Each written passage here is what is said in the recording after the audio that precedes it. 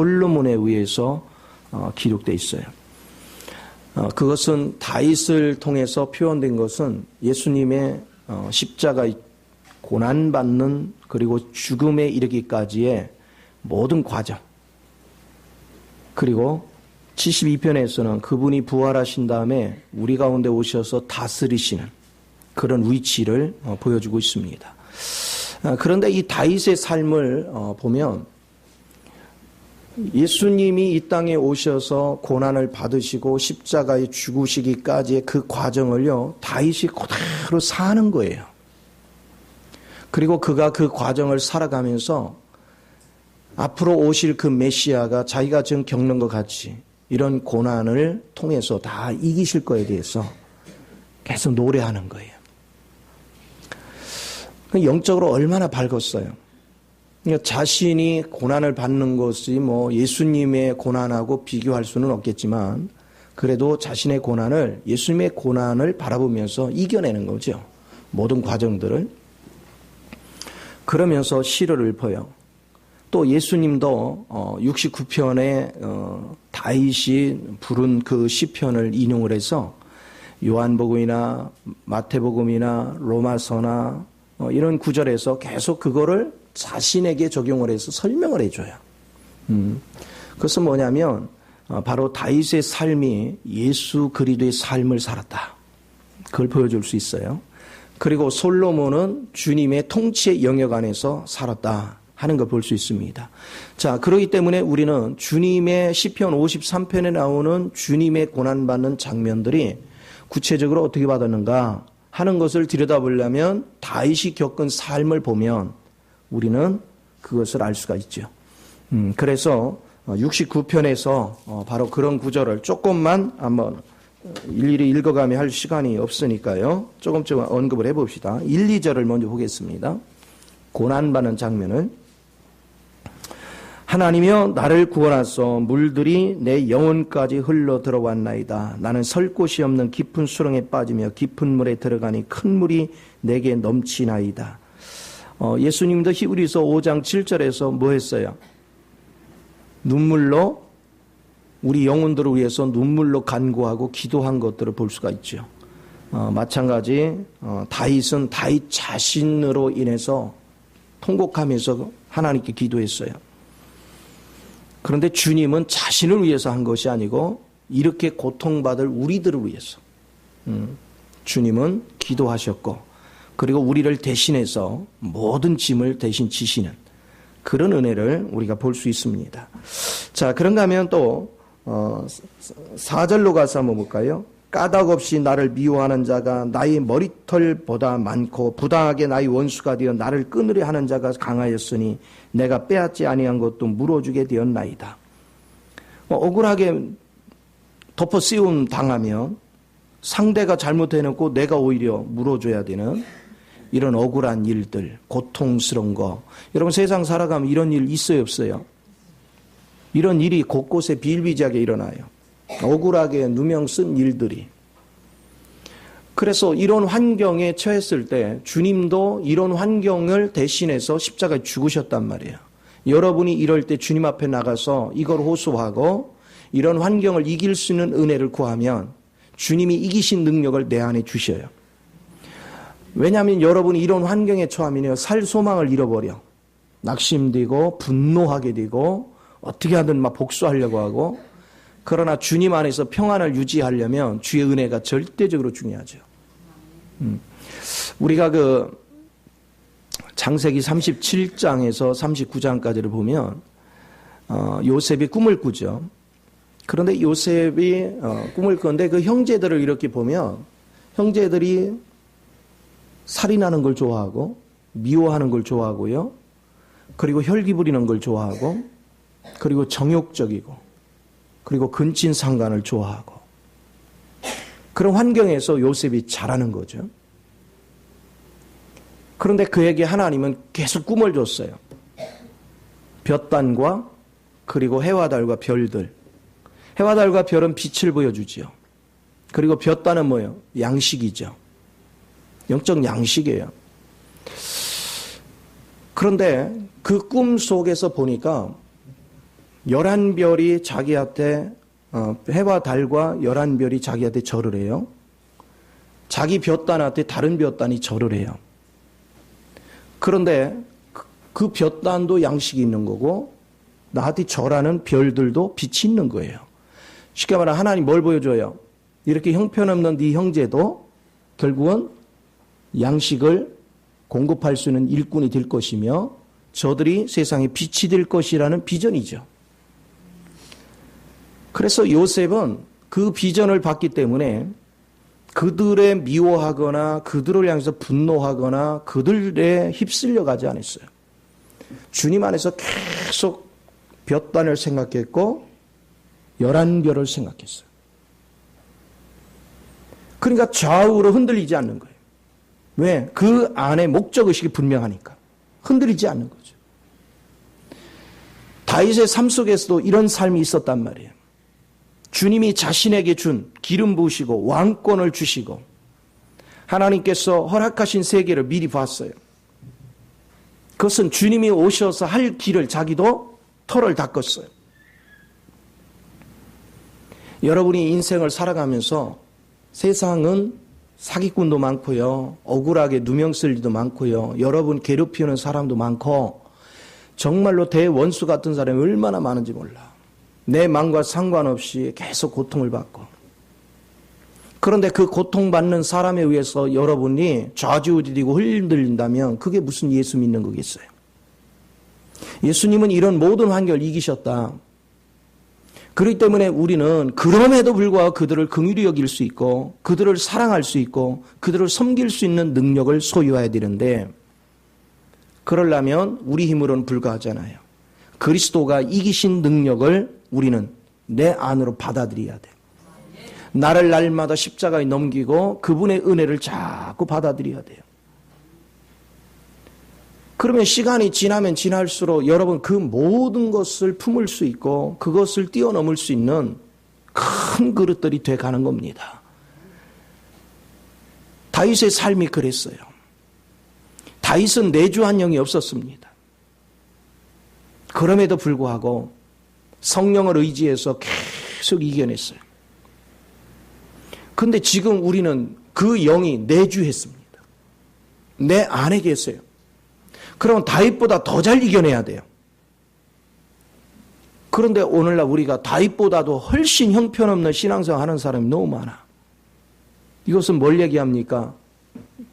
내 안에 계시는 주님을 믿지 않는 거죠. 주님을 믿는 믿음이 있다면 반드시 우리는 그분을 전적으로 의지할 수밖에 없어요. 그럼 왜 믿지 않을까요? 예수를 몰라. 예수가 누군지를 몰라요. 사람들한테 묻습니다. 예수가 누구냐? 그분을 믿으면 구원받는다. 그분은 하나님의 아들이다. 이 정도는 알아. 그러나 구체적으로 그 아들 안에 있는 내용물이 뭐냔 말이에요. 그 아들이 어떤 사명을 가지고 우리 가운데 오셨냔 말이에요.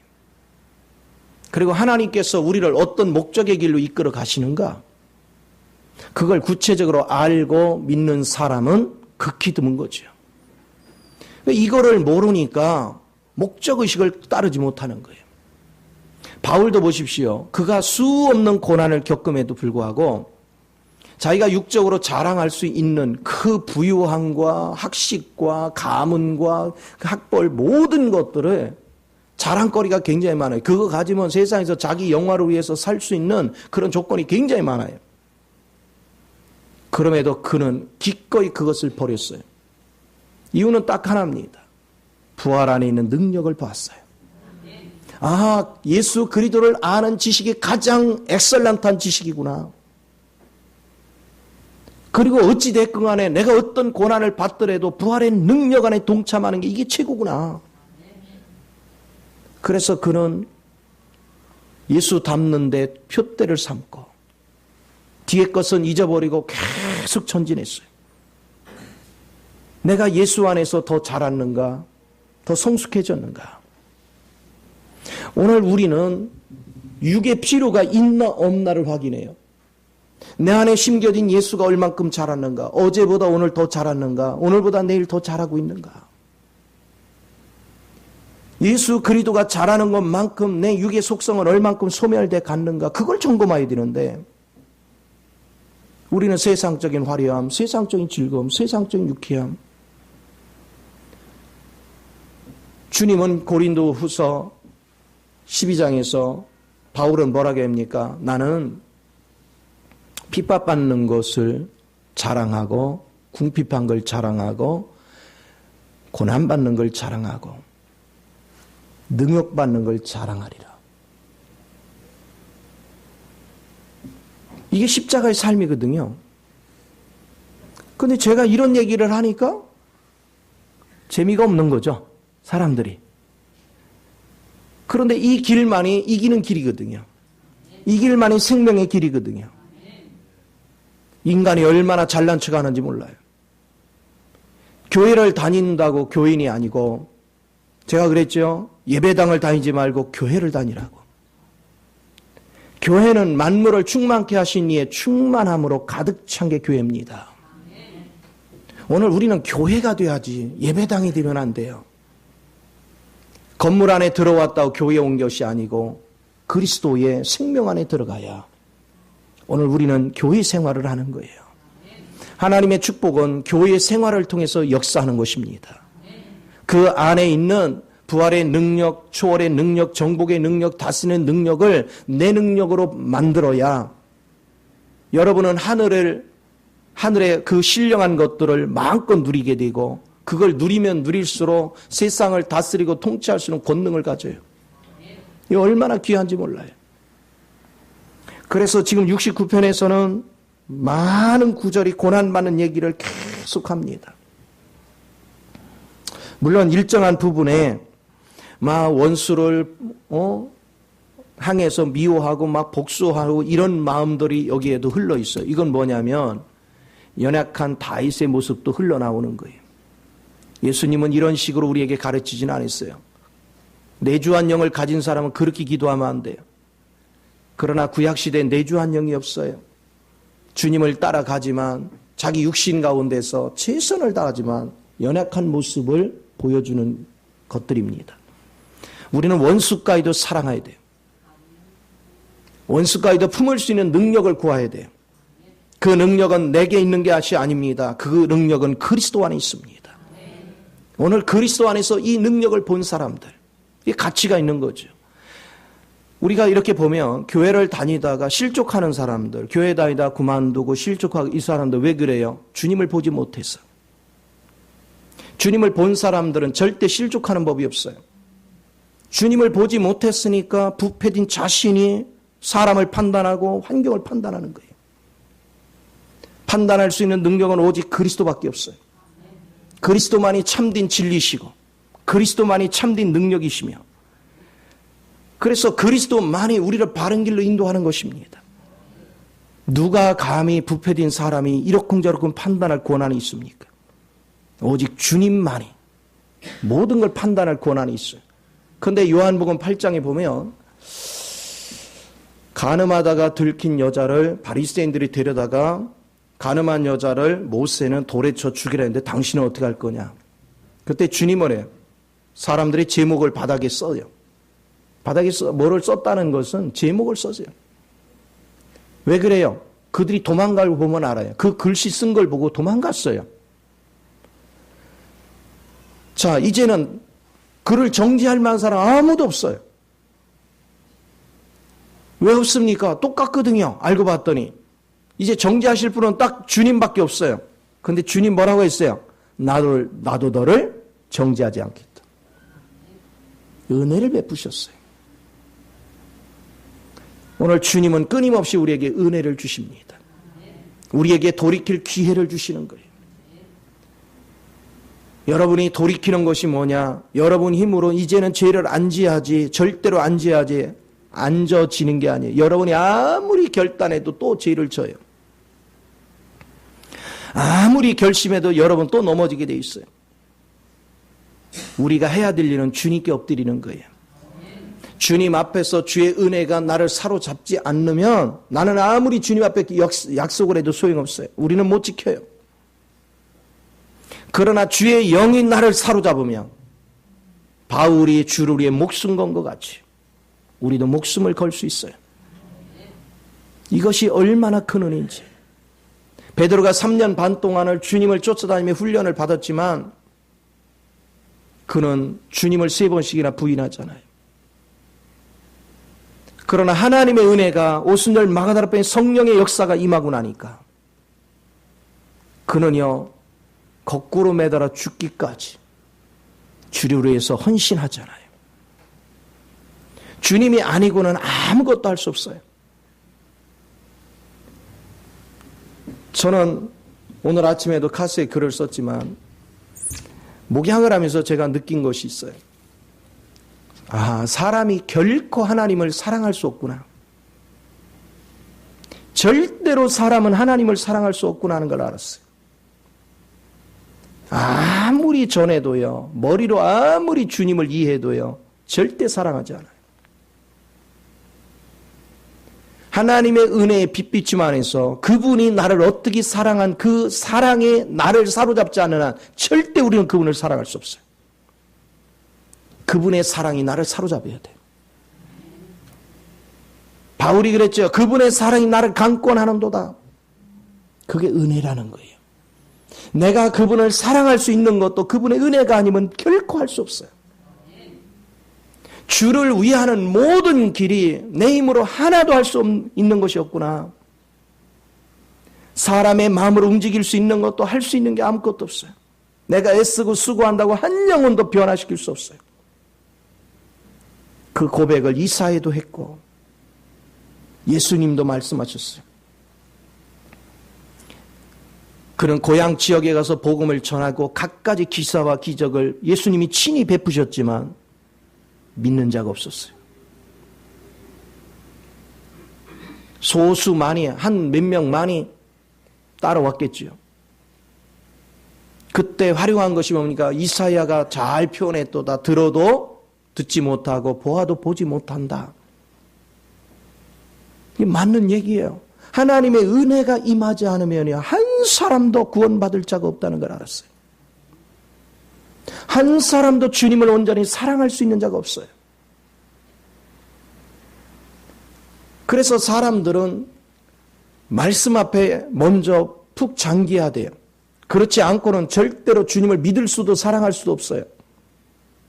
그런데 사람들이 주님 앞에 말씀과 기도 앞에 엎드리느냐? 안 해요, 그것도.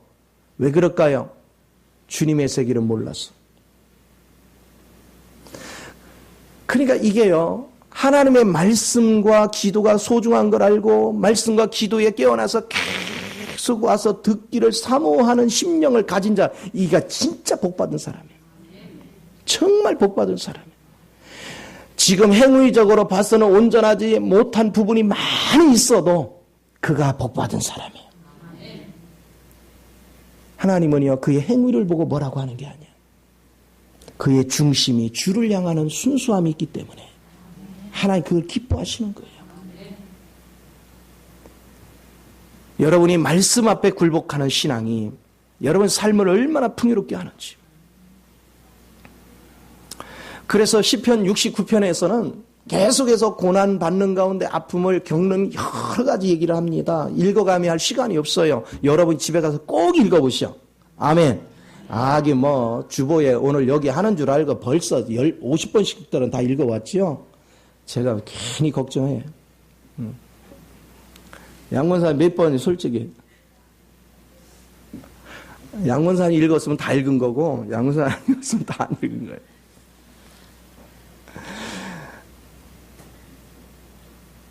그러면서 70편에서는 하나님 앞에 은혜를 구하는 거예요. 그리고 71편에서는 고난 중임에도 불구하고 부활 안에 있는 주님의 능력이 나의 삶을 어떻게 할 거를 미리 보고 하나님께 찬양하는 거예요. 그분 앞에 가난한 심령이 되고 연약한 심령이 되고 낮아지는 심령이 된 자만이 문제를 만났을 때 그 문제를 내 힘으로 극복하려고 하는 것이 아니라 주님께 엎드려서 고통받지만 주님 앞에 소망을 두고 나의 연약함을 고백하는 자에게 하나님의 길이 보여. 그러니까 주를 위해서 찬양하는 거예요. 주를 위해서 찬양해요. 바울은 이렇게 고백합니다. 내가 약할 때 강함이 된다. 내가 약할 때 주의 능력이 내게 임한다. 절대적으로 맞는 얘기예요. 여러분, 강할 때는 여러분이 주님을 의지하지 않습니다. 내가 약할 때 주님을 의지합니다. 내가 고통스러울 때 주님을 의지해요. 내가 주님을 의지해야 주님의 빛비춤 안에서 세상이 어떻게 돌아가는지가 보여요. 하나님의 경영하심이 무엇인지가 보여요. 인간이 어떤 형태로 살아가는지가 보여요. 그리고 사단이 배후에서 어떻게 역사하는지가 보여요. 이걸 보는 자가 눈뜬 자예요. 이게 보이는 자가 사한 자예요. 이게 안 보이면 소경이에요. 이 생명 안에 거하는 사람이 세상을 다스리고 통치할 수 있는 능력을 갖습니다. 이 세계를 보지 못한 사람은 참 보는 것마다 부정적입니다. 사람들의 행위를 보고 원망하고 불평하고, 또 한국 교회가 지금 병들어가는 걸 보고 원망하고 불평하고, 그러나 그리도 생명 안에 거하는 사람은 안타까워하는 것입니다. 저들이 병들어가고, 저들이 부패돼가고, 저들이 잘못돼 가는 것 때문에 아파하는 것입니다. 고통스러워하는 것입니다. 왜? 저 영혼도 귀한 영혼인데 저 영혼들이 깨닫지 못하고 사단의 밥이 돼서 끌려다니는 걸 보니까 막 애가 타는 거예요. 우리의 마음속에 그 애타는 마음이 있어야 돼. 저는 그전에 서울에 살 때 총각대인데 우리 안집에 형제가 참 많았어요. 그런데 그때 뭐 정확히 모르겠는데 하여튼 5남매인가 그랬던 것 같아요. 5남매인가 6남매인가. 근데 참 착했어요, 형제들이. 근데 하나가 꼭 집집마다 몇 명이? 꼭 하나가 어찌나 속을 썩이는 거예요. 그러면 그 형제들이요, 중간쯤 됐던 것 같아요. 속 썩이는 게. 형제들이 맨날 뭐 저건 막 어쩌고 저쩌고 막. 그런 그 어머니는요 몰래 자기 방으로 가서 훌쩍 울어요. 여러 번 목격했어요. 퉁퉁 벗어나와요. 그럼 또 자녀들은요, 어머니 왜 우는지도 모르고, 뭐 어디 아파요? 그래. 그 속도 모르고. 나도 그때는 몰랐어요. 왜 우는나. 근데 어느 날 기도하는데 그 장면이 갑자기 떠오르면서, 그게 뭐예요? 다른 형제들은 그 아들을 욕하지만 이 어머니는 애가 타는 거예요. 이 아들 때문에 너무 마음이 아픈 거. 오늘 여러분이 하나님의 자녀라면, 내가 누군가가 잘못할 때 그 잘못하는 것을 지적을 하면 우리 주님이 얼마나 아픈지 몰라요. 그래서 우리 주님은 어떤 사람을 기뻐하느냐 하면, 죄 짓는 자가 있으면 죄 짓는 자를 가로막고 주님을 가로막고, 주여 내게 한번 기회를 달라고. 내가 다시 한번 설득해 보겠습니다. 아니, 하나님 내게 은혜를 주사. 저 형제를 섬길 수 있는 은혜를 주사. 저 형제도 건질 수 있는 능력이 되게 하소서. 이 기도하는 사람 한 사람만 있어도 하나님은 예루살렘을 멸망시키지 않았고 이스라엘을 바벨론으로 포로 잡히게 하지 않았어. 그런데 하나님이 아무리 봐도 아무도 없더라는 거예요. 오늘 여러분의 마음의 중심이 어디 있는가를 봐야 돼요. 그리스도를 아는 사람은 긍휼의 은혜가 있어요. 그리스도를 모르는 사람은 판단하며 삽니다. 그래서 여러분이 서 있는 위치가 어딘지를 알아야 돼요. 여러분이 율법의 위치에 있는 사람은 판단하고 정죄하는 걸 잘해요. 은혜의 위치에 있는 사람은 긍휼한 마음 가지고 그를 섬기고 그를 세우기 위해서 하나님께 나가서 통곡하는 거예요. 내가 섬기기를 원하지만 내게 능력이 없고, 내게 사랑하기를 원하지만 사랑할 능력도 없고, 저 영혼을 버릴 수는 없고, 그래서 주님 앞에 은혜를 구하는 거예요. 하나님, 나를 사로잡으시고 나를 통로 삼아 저 영혼을 건지시옵소서. 그게 그리스도의 마음입니다. 오늘 72편에서는 솔로몬이 다스리는 원리를 얘기할 때 그런 긍휼의 은혜, 섬김의 은혜를 다루는 거예요. 주님의 통치는 섬김에 있습니다. 주님의 통치는 다스림인데 그 다스림이 세상에서 다스리는 다스림하고는 달라요. 연약한 자, 병든 자, 가난한 자, 그들을 외면하고 그들을 짓밟는 다스림이 아니에요. 그들에게 내려가서 그들을 만져주고 그들의 마음을 감싸주고 그들을 세워주고 그들을 눈을 뜨게 하고 그들을 일으켜 세우는. 마가복음에서 예수님이 소경되고 기멀고 벙어리 된 자를 찾아가서 또 거기다가 문둥병 안진뱅이까지 대고 그런 위치에 있는 사람들을 찾아가서 일일이 직접 손으로 만져가면서 그들의 눈을 뜨게 하고 귀를 열어주시고 입을 열어주시고 안진뱅이를 고치시고 그리고 문둥병자를 고치시는 그 엄청난 일들, 그것은 육적인 눈을 뜨게 하는 것이 아니라 영적인 눈을 띄우는 데 초점을 둔 거예요. 영적인 귀를 열어주고 영적인 입을 풀어주고 영적인 안진뱅이들을 이렇게 세워서 주님과 동행할 수 있는 은혜를 주시고 주님 앞에 거역적인 문둥병자 같은 그런 사람들을 주님 앞에 온순한 사람으로 변화시킬 줄 아는 그 은혜가 주님의 통치입니다. 그러면 주님의 이 통치를 우리는 주님이 그렇다 그걸로만 알면 아무 소용없어요. 그분의 다스림의 능력이 내게서 역사해야죠.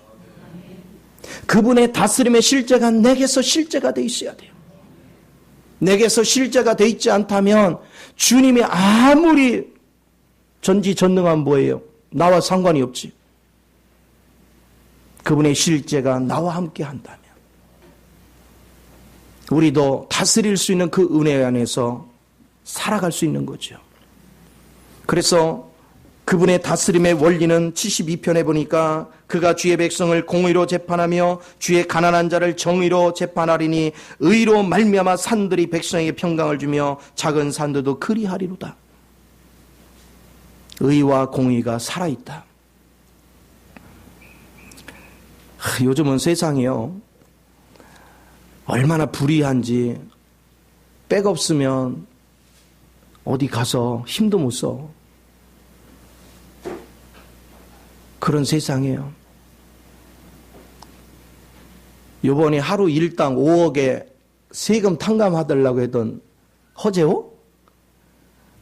대주그룹 회장했던 사람. 이것도 뭡니까? 향판제도. 쉽게 말하면 고향 사람을 그 지역 판사로 세워서 하다 보니까 다 아는 사람 끼리끼리 하다 보니까 저런 결과를 만들었죠. 세상 불의로 가득 찼어요. 근데 주님은 의와 공의로 있다는 의미는 뭡니까? 여러분이 그리스도의 마음을 가지면 불의와 타협하지 않습니다. 내가 죽는 한이 있어도 불의와 타협하지 않아요. 의를 지켜가는 거예요. 그런데 오히려 요즘 예수 믿는다는 사람들이 불의를 앞세워서 움직여. 그럼 우리 주님이 그를 바라볼 때 얼마나 미어지게 아프시겠어요. 우리는 그것을 욕하기 전에 하나님께 엎드려서 아버지 마음을 좀 헤아려야 돼.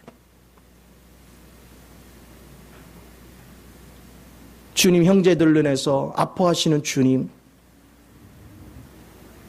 저라도 저들의 섬김의 도구가 될 수 있다면 하나님 저를 사로잡으시고 나를 통해서 저들을 돌이킬 수 있는 은혜를 베푸소서.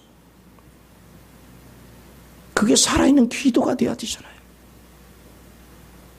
어떻게 하면 영혼을 깨울까? 어떻게 하면 영혼들을 돌이키게 할까? 그러나 우리는 생각은 많은데 할 능력이 없어요. 그것을 하실 수 있는 분은 주님밖에 없어요. 그래서 밤낮 엎드릴 수밖에 없는 거예요. 왜 우리가 기도를 안 합니까? 영혼을 사랑하지 않아서 그래요. 주님을 사랑하지 않았고 영혼을 사랑하지 않아서 그래요. 주님을 사랑한다면 타락돼가는 영혼을 보고 갈 바를 알지 못한 영혼 보고 아파하시는 주님의 심정을 안다면 우리는 주님 앞에 가서 나를 통로 삼기를 간구하겠죠. 주님이 사랑하는 그 영혼들, 나의 형제들, 그들이 갈 바를 알지 못하고 제약된 사단의 소굴 속에 끌려가는 걸 본다면 우리는 애타는 마음 가지고 울부짖겠죠. 저 형제들을 건질 수 있는 은혜 달라고. 나는 할 수 없지만 주님은 가능하오니. 그러나 주님은 육신을 없이는 우리를 섬길 수가 없기 때문에 주여 내 육신을 주님 앞에 드리오니 주님이 나를 사용하사 저들을 섬기소서. 이것이 우리의 눈물이 되어야 돼요. 저와 여러분은 한국 교회를 놓고 기도할 때 하나님 누가 잘못했는데 그것도 고쳐주시고 뭐하고 이런 식으로 기도하면 안 돼요. 우리의 기도는 하나님, 제가 주님의 온전한 통로가 됐더라면 이렇게까지 타락되지 않았을 텐데요. 저도 저들과 다를 바가 없습니다. 저들은 드러난 죄지만 나는 감춰진 죄가 더 큽니다. 오늘 주님 앞에 나를 내려놓사오니 주여 나를 사로잡으시고 나 자신을 구원할 뿐이 아니라 나 자신을 의의 반열에 세우는 것뿐이 아니라 저들까지도 섬겨서 저들까지도 돌이킬 수 있는 생명의 통로가 되기를 원합니다. 이게 우리의 기도가 돼야 돼요. 이것이 우리의 간구가 돼야 돼요.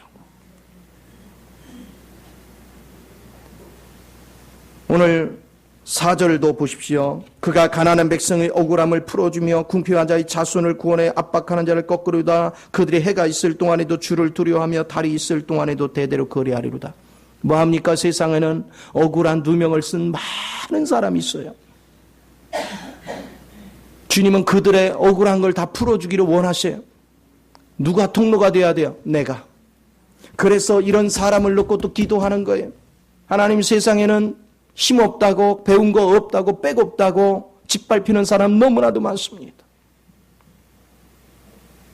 주여, 그들에게 자비를 베푸시기를 원하시고 그들을 회복시키기를 원하시는 주여, 나를 통해서 그 일을 이루소서. 주님의 능력이 내게 임하면 주의 능력 안에서 나도 그들을 섬기는 자리로 내려가서 그들을 일으켜 세울 수 있는 은혜가 있기를 원하는 이 사명이 있어야 되잖아요. 우리 성도들의 입장에서 각자에게 하나님 앞에 맡긴 사명에 따라 자기 영역으로 가서 섬김의 일꾼이 되어질 때 하나님이 가장 기뻐하는 그런 위치에 있는 거예요. 내 코앞에 있는 문제만 쳐다보고 매일같이 돈, 내 자식, 내 환경, 내 몸 이것만 쳐다보고 있으면 얼마나 기가 차요. 주님의 시각 안에서 넓게 바라보고 부패된 것을 탓하기 이전에 말세야 탓만할 것이 아니라 말세가 다가오는 이때 한 영혼에도 건지기 위한 애타는 울부짖음이 오늘 주님 앞에서 우리의 울부짖음이 있어야 되잖아요. 하나님은 그것을 그 기도를 듣기로 원하시는 거예요. 그 마음 가지고 달려가는 거예요. 제가 목이 따끔거리고 막 아프고 고통스러워도 쉬지 않고 막 외치는 이유는 딱 하나예요. 한 명이라도 지각이 열려서 돌이키기를 원하는 거예요. 그리고 한 사람이 깨어나서 또 다른 사람을 섬겨서 깨어나기를 원하는 거예요. 듣기만 하고 멍하니 다른 사람을 섬기는 일을 하지 못하고 다른 영혼을 깨우는 일을 하지 못한다면 그건 안진뱅이에 불과하고 소경에 불과하고 기머거리에 불과해요. 하나님의 말씀을 먹었으면 우리는 일어나야 돼요. 일어나 걸어가야 되는 것입니다. 섬김의 자리로 가야 되고요. 영적인 눈을 띄우기 위해서 양식을 가지고 가야 돼요. 우리 삶의 현장에서 애통한 기도가 있어야 되고 양식을 나눠주는 은혜가 있어야 돼요. 그러니까 그동안 우리가 많은 양식을 먹고 그 안에서 주님의 갖가지 체험들을 했다면 이제는 우리는 주는 자가 되어야죠. 우리 주변에 우리가 돌봐야 될 일꾼들이 얼마나 많은지를 말하고 있습니다. 6절 7절을 보니까 그는 벤풀이에 내리는 비같이 땅을 역시는 쏘나비같이 내리니 그의 날에 의인이 흥왕하여 평가의 풍성함이 달이 닿을 때까지 이르리다. 아멘. 우리가 주님을 의지해 보십시오. 하나님께서요 맨 땅에 그냥 쏘나비가 내리듯이 풀을 뱉는데 거기에 쏘나비가 내리면 풀이 어떻게 해요? 싹이 금방 올라오죠. 그와 같이 우리 삶을 흥왕케 해주겠다는 거예요.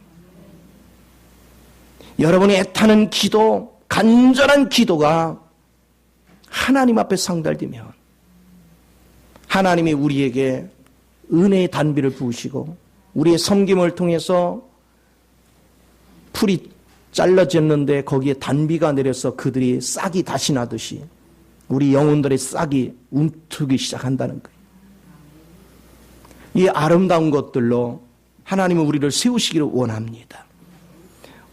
결코 우리는 무능한 것이 아닙니다.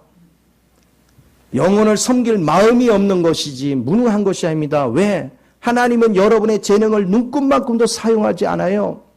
다 주님이 하실 겁니다. 여러분 몸을 헌신하기만 하면 됩니다. 주님께 드리기만 하면 돼요. 그리고 그분이 영이 내게 임하면 순종하면 돼요. 순종할 능력도 다 주십니다. 근데 우리는 근본적으로 뭐냐? 하나님을 사랑하지 않고 영혼을 사랑하지 않으니까 나를 주님께 헌신을 안 해요. 주님께 헌신 안 한 몸은 뭐예요? 세상 걸 취하려고 하는 거예요. 내 육신을 사랑하는 거예요. 둘 중에 하나입니다. 주님을 사랑하는 사람, 그 사람은 주님께 자신을 헌신합니다. 나를 사랑하는 사람은 결코 주님께 헌신하지 않습니다. 나를 세상 거에 끌려다닙니다. 우리의 위치가 어디에 있는가? 우리의 믿음이 어떤 믿음을 바탕으로 살아가고 있는가? 그걸 좀 더 깊이 성찰하는 은혜가 대단히 중요합니다. 그러면서 8절, 9절 보십시오. 그가 바다에서부터 바다까지와 강에서부터 땅끝까지 탔으니 광에 사는 자는 그 앞에 굽히며 그의 원수들은 티끌을 핥을 것이며 다시스와 섬의 왕들이 조공을 바치며 스바, 시바 왕들이 예물을 드리려다. 모든 왕이 그의 앞에 부복하며 모든 민족이 다 그를 섬기리로다. 아멘. 여러분 보세요. 여러분들이 주님 앞에 주님의 은혜에 사로잡혀서 주의 말씀을 증거하고 섬김의 도를 따라가다 보면 바다에서 바다 끝까지 온 땅을 그분의 영을 다스리게 되는 거예요. 이 다스림이 있을 때 원수들이 굴복을 하는 거예요. 왜 원수가 굴복하는 거예요? 원수가 굴복했다는 것은 그들이 구원받기 시작하는 거예요. 그들이 생명 안에 들어오는 거예요. 우리 가족 속의 역사에는 원수 마귀를 몰아내고 그리스도의 생명으로 충만케 해서 온 천지가 그리스도의 다스림 안에 순종되어지는 하나님 앞에 깨어있는 자만이 주님 앞에 순종합니다. 그런데 예수를 믿는다 하면서도 주님의 말씀에 관심도 없고 주님 뜻을 알려고도 안 하고 내 멋대로 살아간다면 기가 찬 노릇이잖아요. 하나님의 자녀가 아버지의 뜻을 알고 아버지 뜻 안에서 그분의 능력을 덧입어서 아직 하나님의 자녀 안으로 들어오지 못한 영혼을 섬겨서 그들의 눈을 뜨게 하고 그들을 생명으로 끌어오는 일을 해도 우리는 그것도 바쁜 참인데 나 하나도 주님 앞에 헌신이 없어. 나 하나도 주님 앞에 온전히 드림이 없어요. 하나님의 자녀란 나부터가 하나님의 뜻에 관계없이 내 멋대로 행동을 해요. 그런 세상이 뭐가 되겠어요? 정말로 우리는 주님 안에서 내가 주어진 위치가 무엇인가? 저는 날마다 그 생각을 해요. 내가 하나님의 자녀면 하늘의 것이나 땅의 것이나 땅 아래의 것이 전부 다 하늘나라다. 그런데 하늘나라에 사단이 하나님의 백성들을 오염시켜가지고 비합법적으로 와서 하나님의 나라를 지배하고 있어요. 이제 주의 능력이 왔으면 당연히 우리는 사단의 영역을 몰아내야지요. 하나님의 영역을 확보해야지요. 우리는 전쟁이 끝난 게 아니에요. 지금 치열한 전투를 벌이고 있는 중이에요. 한가하게 우리는 육신의 즐거움이나 취할 시간이 없어요. 전쟁 중에는 모든 게 불편한 겁니다. 잠 제대로 못 자요. 먹을 거 제대로 못 먹습니다. 쉴 수 있는 시간이 없습니다. 한눈 팔았다가는 내가 죽어요. 그래서 날마다 깨어서 주님 앞에 의지하고 주님의 영으로 무장됐어요. 적의 움직임 동태를 다 파악하고 적을 무찔 수 있는 힘이 있어야 돼요. 적을 몰아내야 내가 안식하는 겁니다. 적을 몰아내야 힘이 있는 거예요. 그러나 예수 그리스도께서 우리에게 말씀하시는 거예요. 너희는 세상에서 담대하라. 내가 이미 세상을 뭐 했다? 이겼다. 너희가 그 이긴 믿음 안에서 전진하기 때문에 이 전쟁은 무조건 뭐 한다? 승리한다. 믿음으로 가면 무조건 승리다. 무슨 전쟁, 이런 전쟁이 있어요? 이미 승리를 결정해놓고 싸우랴. 그런데도 안 싸우고, 그런데도 두려워 떨고, 그런데도 안 믿어. 골리앗 앞에 이스라엘 백성들이 저 바위 뒤로 숨어가지고 덜덜덜 떠는 모습과 어쩜 그렇게 똑같아? 나는 과거에는요, 그 엎드려 있던 사람들이 이스라엘 백성인 줄 알았거든요. 요즘은요, 이스라엘 백성이 아니라 예수 믿는 성도들이구나. 그게. 그러면서 그 엘리압은 또 다윗이요, 저 할례받지 못한 자가 감히 할례받은 하나님 백성한테 까분다고 뭐라고 하니까 뭐 네 탐욕을 안다, 네가 어떤 놈인지를 안다, 그러면서 엘리압이 그랬죠. 오늘 종교인들이 그래요. 하나님께 진실을 가지고 쓰려고 하는 사람들에서 삿대질을 하면서 저 잘난 척 하는 거 봐라 그러면서. 우리는 어떤 신앙 위치에 있는지를 좀 냉철해져야 돼요. 의식이 깨어 있어야 됩니다. 살아있는 거예요. 이것이 얼마나 중요한가. 그래서 저는 자나깨나 이 생각을 하는 겁니다. 다윗은 하나님을 의지해서 골리앗을 물리치고 나니까 무서워서 숨어있던 병사들이 벌떡 일어나서 뭐 했습니까? 용기를 얻어 싸움을 시작했어요. 저는 그걸 항상 연상하는 거예요. 바위대에 움츠려 있는 성도들이 일어나서 블레셋에서 쫓게 하는 계기는 내가 먼저 가서 골리앗을 꺾어야 된다. 저는 항상 주님 앞에서 그 사고를 갖습니다. 하나님 다윗에게 임했던 그 능력이 내게 임해서 성도들을 두렵게 떨게 하는 저 골리앗, 이 세상의 그 골리앗이 무엇입니까? 나로 그걸 제압할 수 있는 힘을 주시고, 그리고 이제는 성도들이 당당히 일어나서 블레셋을 공격하듯이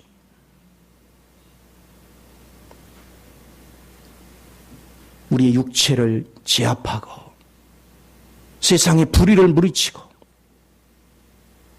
모두가 하나님의 능력 안에서 세상을 변화시킬 줄 아는 그런 참 힘있고 능력 있는 성도들로 세워지기를 제가 하나님께 구하는 건 그거예요. 무능한 자가 아니라 정말 깨어있는 자. 여러분은 어떤 위치에 있습니까? 다윗과 같이 당당히 맞서는 위치에 있습니까? 아니면 바위 뒤에 숨어서 두려워 떨고 있습니까? 오늘 우리의 신앙의 위치가 어떤 위치인지에 대해서 냉철해져야 돼요. 주님을 안다는 것은 바로 그런 위치를 정확히 보는 것이다. 보십시오. 12절 이하에 그는 궁핍한 자가 부르짖을 때에 건지며 도움이 없는 가난한 자도 건지며 그는 가난한 자와 궁핍한 자를 불쌍히 여기며 궁핍한 자의 생명을 구하며 그들의 생명을 압박과 강포에서 구원해 그들의 피가 그의 눈앞에 존귀 여김을 받으리로다. 그들이 생존하여 스바의 금을 그에게 드리며 사람들이 그를 위하여 항상 기도하고 종일 찬송하리로다. 아멘. 제가 지금까지 얘기한 것 같이 나는 힘없어요. 나는 연약해요. 나는 가진 거 없어요. 나는 내세울 게 없어요. 그렇지만 결코 하나님의 나라의 원수 마귀가 틈타면 안 됩니다. 저 대적들을 물리치기를 원합니다. 내게는 힘이 없지만 주님에게는 힘이 있사오니 주여 나를 주님이 들어 쓰시어서 나를 통해서 원수 마귀가 물러가고 하늘의 영광이 나타나고 힘없고 연약한 영혼들을 건져 일으켜 세울 수 있는 능력의 일꾼 되기 원합니다. 이게 우리의 기도여야 돼요. 저는 날마다 하나님과 그런 대화를 해요. 하나님 사람을 이렇게 바꿔줘서 그런 얘기 안 해요. 주님 저를 다윗까지 불렀다 하셨죠. 다윗이 골리앗 앞에서 당당히 맞서듯이 저를 통해서 이 세상의 다윗이 무엇인가를 보게 하시고 그와 맞서 싸우게 하소서. 그리고 약한 자들도 힘을 얻고 소망을 얻고 이제 주의 나라를 위해서 싸우게 하소서. 이것이 저희 기도예요. 우리 주님 말씀했습니다. 밤낮 부르짖는 자 반드시 하나님이 들어주신다는 거예요. 살아계신 주님 안에서 우리는 뒤로 물러가는 자가 되면 안 돼요. 날마다 앞으로 전진하고 날마다 하나님의 영광 안에서 영혼을 건져 일으키는 능력의 일꾼들이 되어야 될 줄 믿습니다. 16절에 보시오. 산 꼭대기 땅도 곡식이 풍성하고 그것의 열매가 레바논같이 흔들리며 성에 있는 자가 땅의 풀같이 왕성하리다. 아멘. 이렇게 되어지니까 어떻게 합니까? 산 꼭대기의 땅에도는 뭡니까? 승천의 위치로부터 시작하는 하나님의 축복이 이제 땅에까지도 풍성하게 넘치는, 우리는 하늘과 땅을 다 다스리고 통치할 수 있는, 그래서 영적 풍성함과 땅에 또 곡식으로도 풍성한 영육 간의 강건한 능력이 우리 삶을 지배하게 될 줄 믿습니다. 그래서 예수 믿는 사람은요, 세상에서도 다 앞서가야 돼요. 각 분야별로 최고봉에 있어가지고 다 다스리는 능력, 영권을 가져야 돼요. 예수를 잘 믿는 사람들이 능력이 있어 최고봉이 돼야 그것을 그 권세나 재물을 가지고 약자를 섬기는 거예요. 하나님을 모르는 사람들이 그걸 차지하니까 힘 있는 자들은 집 밟아버리잖아요. 오늘 고속버스 타고 내려오는데 대기업의 이사들하고 일반 평직원하고 연봉 차이가 13배에서 16배 막 이렇게 나오죠. 내가 그걸 보면서 참 진짜 불쌍하다. 저 사람들 진짜 불쌍하다. 저 이 생각을 한번 해봤어요. 예를 들어서 이건희 회장은요, 연봉을 안 받아도 그 주식으로 남는 것만 해도 엄청나거든요. 만약에 저분이, 저 회장들이 연봉을 기금으로 만들어서 빈민들을 돕고 어려운 이웃을 돕는데 그걸 투자한다면, 야, 저분들 얼마나 존귀한 사람들이 될까? 얼마나 존귀함을 받을까? 야, 저 사람들이 공부 꽤나 했다는 사람들 진짜 머리가 나쁘구나. 가리워지면요, 진짜가 뭔지를 몰라. 참된 것이 뭔지를. 그들은 그거 안 받아도 돈이 넘쳐. 그게 자기 재산을 지키는 것이고 자기 명예를 지키는 거, 자기 가문을 지키는 건데 쌓아놓으려고만 하고 뺏어갈 궁리만 해. 그러면 한국 사회가 엄청난 변화가 있을 거예요. 근데 안타깝게도 그 사람 중에도 예수 믿는 자가 많다 이거야. 근데 예수 믿는 자들도 똑같더라 이거야. 세상 사람과 사는 게. 그게 무슨 예수 믿는 거예요. 정말로 예수를 사는 게 뭔지. 내 거를 포기하지 않고는 결코 하나님의 뜻을 이룰 수 없어요. 내 것을 포기할 때 하나님 뜻이 이루어집니다. 자, 그러면서 17절에 보시죠. 그의 이름이 영구하며 그의 이름이 해와 같이 장구하리로다. 사람들이 그로 말미암아 복을 받으리니 모든 민족이 다 그를 복되다 하리로다. 아멘. 여러분은요, 오늘 방송을 통해서 봤듯이 저런 사람 믿어서 안 되겠어. 여러분이 막 왕창 대박 나가지고 좀 도와줘. 어려운 사람을 위해서. 여기서 아멘 해놓고도 막상 돈 생기면 또 그들과 똑같아지면 말짱 그것도 아무것도 아니야. 진짜로.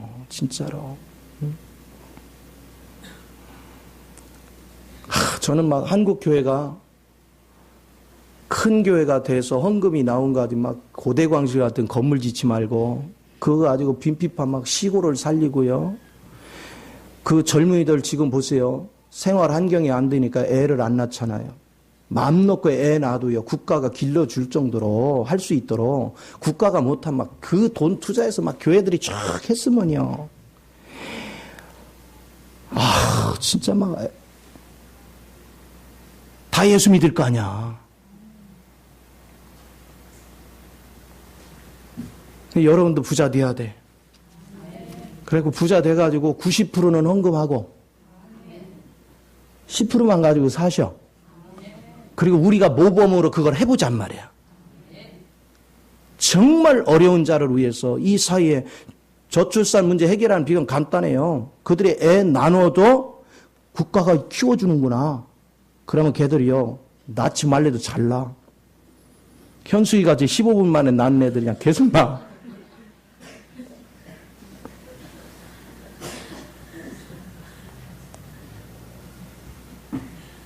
정말 저는 그 일을 하고 싶은 거예요.